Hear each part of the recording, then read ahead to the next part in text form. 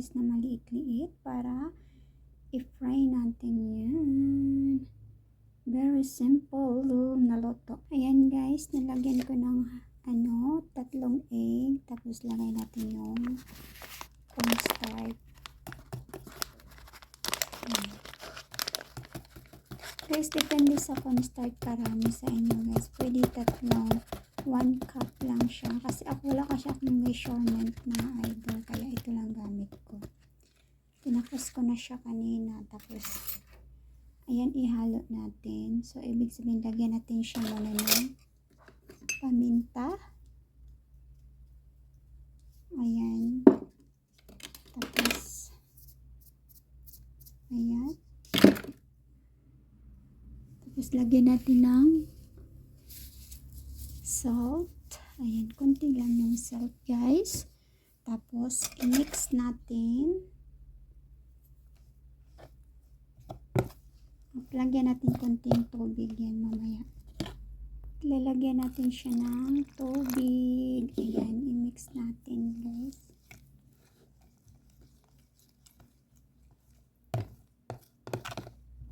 And guys, painit muna natin yung mantika. Ayan.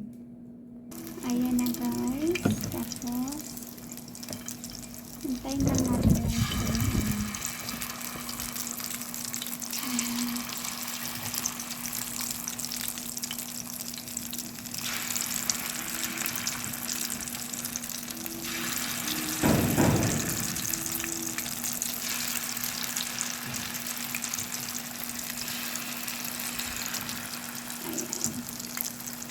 Lulupaw lang naman siya guys. Lulupaw ra na ang lupaw ba? Ano?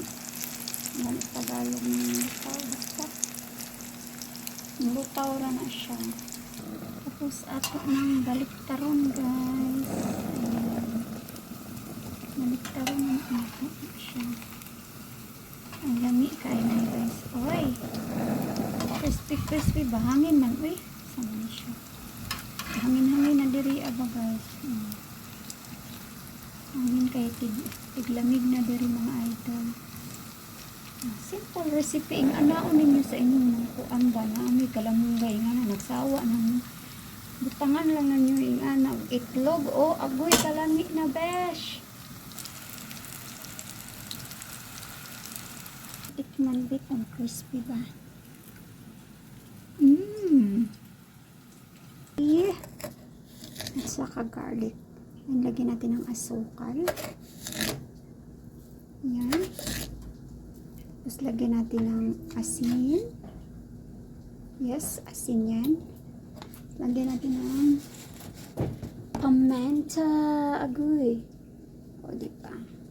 Yummy na yan. Lagyan natin ng vinegar. Lagyan natin ng vinegar. O, diba? Okay, masarap yan, besh.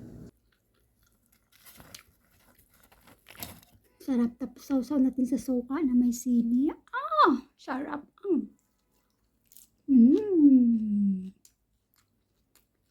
Naman. Bye-bye guys. Shout out.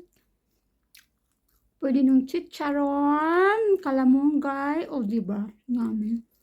Kung mayroon kayong ganyan, gawin nyo yan guys. Very simple recipe. Kayang-kaya sa budget lang natin. Nasa bahay lang yan. Sa labas ng garden nyo.